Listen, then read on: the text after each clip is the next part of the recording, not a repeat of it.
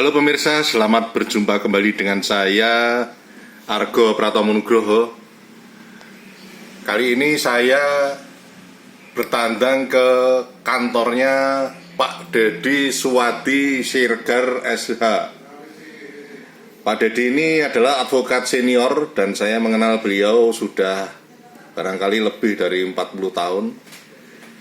Dan saya langsung saja hari ini akan bertanya kepada Pak Dedi. Selamat berjumpa Pak Dedi. Selamat berjumpa Mas Argo. Iya. Udah lama juga kita nggak jumpa lagi nih ya. Oh iya. Terakhir Anda saya interview di televisi ya. Iya, betul. Pak Dedi, saya ini sekarang sedang membuat dialektika di antara teman-teman dan saya ingin bertanya kepada Anda tentang konstelasi advokat sekarang ini. Menurut Anda seperti apa? Karena kan saya tahu jam terbang Anda sudah cukup lama ini sebagai seorang advokat ini. Ya, kalau kita lihat dengan situasi kondisi organisasi advokat dan advokat itu sendiri pada saat ini memang jauh dari harapan yang kita harapkan semula. Advokat itu adalah profesi yang mulia, officium nobile, ya, suatu profesi yang mulia dalam rangka untuk membela kepentingan hukum kliennya, dalam rangka untuk penegakan hukum dan keadilan.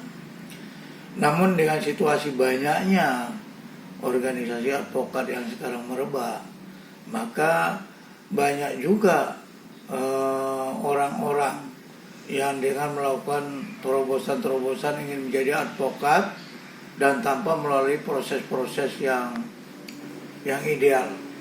Sehingga yang penting dapat sertifikat, dapat izin sebagai advokat, walaupun dia mungkin dalam prosesnya tidak magang dan tidak mengalami praktek-praktek beracara, tapi kemudian dia mendapatkan izin, dan ini memang sangat merugikan masyarakat nantinya, khususnya masyarakat pencari keadilan. Karena apa? Karena dengan mudahnya mereka ini akan menjanjikan sesuatu pada kliennya, itu pasti menang, dan lain-lain yang itu merupakan suatu pelanggaran kode etik advokat. Itu fakta yang ada sekarang. Advokat sebagai organisasi profesi, sebagai profesi yang sangat mulia, itu diharapkan juga memberikan contoh dalam proses penegakan hukum di Indonesia. Advokat sebagai salah satu 4 pilar di Indonesia memang mempunyai peran penting sebenarnya dalam rangka untuk menegakkan hukum dan membela kepentingan hukum, khususnya bagi terdakwa, bagi para klien, bagi masyarakat yang merasa dirugikan kepentingan hukumnya. Oleh karena itu mereka bisa minta bantuan kepada seorang advokat atau seorang lawyer dalam rangka untuk membela kepentingan hukumnya. Ini sehingga pentingnya kedudukan advokat dalam proses penegakan hukum di Indonesia memang sangat penting. Cuman sebagai 4 pilar, kedudukan profesi advokat itu memang masih tidak setara gitu loh. Antara polisi, jaksa maupun hakim, dan mereka ini memang dalam penegakan hukum khususnya itu baik kebijakan-kebijakan yang berkaitan dengan masalah penegakan hukum memang menjadi domain daripada pihak kepolisian maupun kejaksaan maupun dari peradilan atau kehakiman. Dalam hal ini memang peran advokat itu memang sangat dibutuhkan. Advokat menurut advokat senior dulu yang dari Solo, Pak Mugono itu, advokat itu dianggap profesi keranjang sampah. Namun sangat diidam-idamkan, sangat diinginkan oleh semua orang. Sehingga semua pensiunan juga ingin jadi advokat. Kalau ini bukan suatu profesi yang diidam-idamkan, nggak mungkin seorang pensiun jaksa, hakim maupun kepolisian ingin menjadi seorang advokat.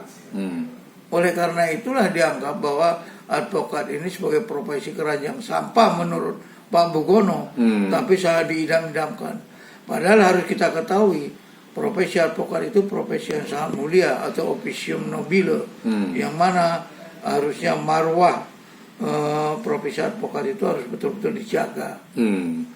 Oleh karena itu pentingnya undang-undang advokat dilakukan perubahan yang mengatur sedemikian rupa sehingga peran advokat itu dalam proses penegakan hukum betul-betul terlindungi sebagai aparat 4 pilar penegak hukum di Indonesia.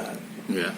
Kalau proses untuk menjadi seorang advokat, kabarnya sekarang ini Anda sendiri tadi melihat memang terlalu mudah, karena kalau tidak keliru cuma syaratnya harus ada advokat pendamping aja, tidak berbeda dengan dulu yang istilahnya harus magang sampai 2 tahun, kemudian berapa harus beracara pidana maupun perdata. Gini, menurut ketentuan undang-undangnya memang syarat untuk menjadi seorang advokat itu dia harus sarjana hukum, dia harus lulus pendidikan advokat, dia harus lulus ujian advokat, dan dia harus juga mengikuti magang 2 tahun.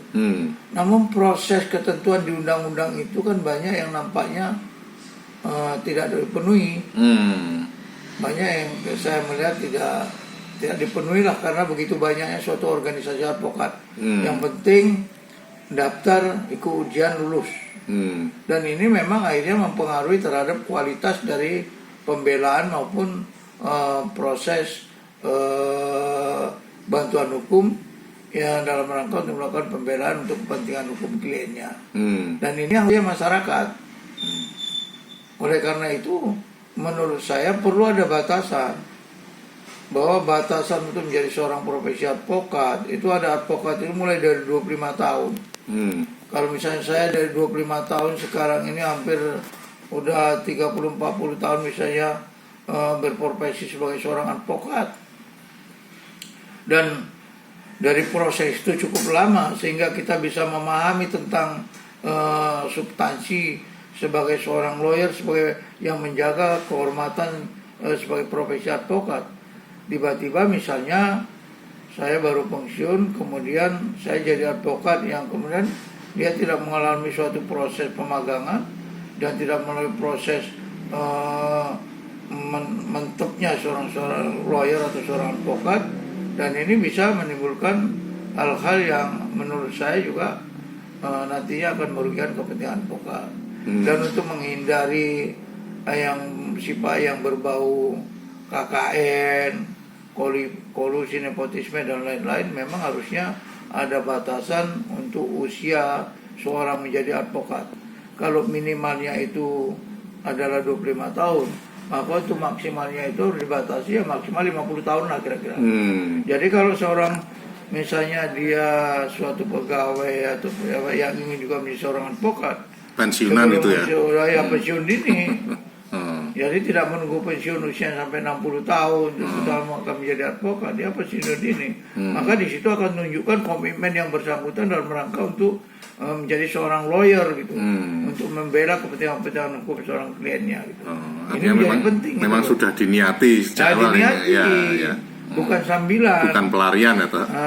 Oleh karena itu saya melihat apa ini ditengarai oleh Pak Mugono itu memang ada benarnya, bahwa profesi yang seolah-olah dianggap sebagai keranjang sampah, semuanya masuk ingin menjadi advokat.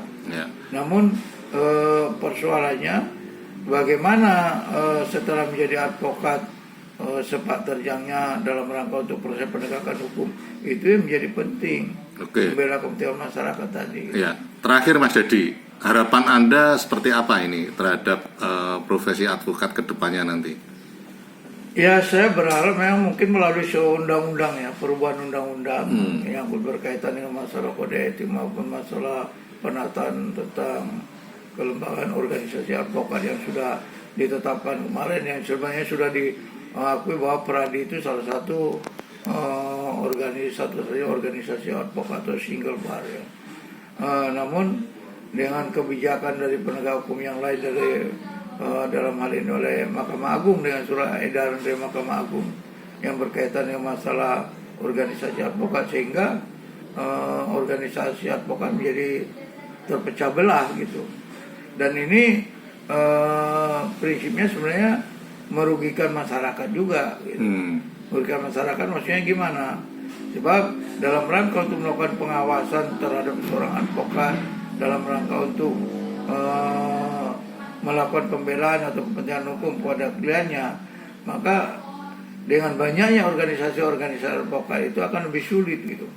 Karena ketika yang bersangkutan melanggar kode etik, maka dia langsung mundurkan diri dan masuk ke organisasi yang lain. Dan ini akan mengalami kesulitan, dan itu yang terjadi. Ini baru-baru kasus ini kan juga banyak yang terjadi begitu, sehingga sebelum dia diputus langsung dia mengundurkan diri, dan itu sah-sah saja. Dan itu tidak bisa disidang dalam rangka untuk pelanggaran kode advokat karena dia bukan anggota lagi gitu. Karena masing-masing organisasi advokat dalam pengertian ini dia bisa menindak anggotanya. Nah, kalau dia kemudian sudah mengundurkan diri bukan lagi anggota, tidak bisa ditindak ya. Nah, itu tidak bisa ditindak. Oke Pak Dedi. Ya, terima kasih Pak Dedi. Nah pemirsa, akhirnya saya Argo Pratama Nugroho terima kasih atas perhatian Anda. Sampai jumpa.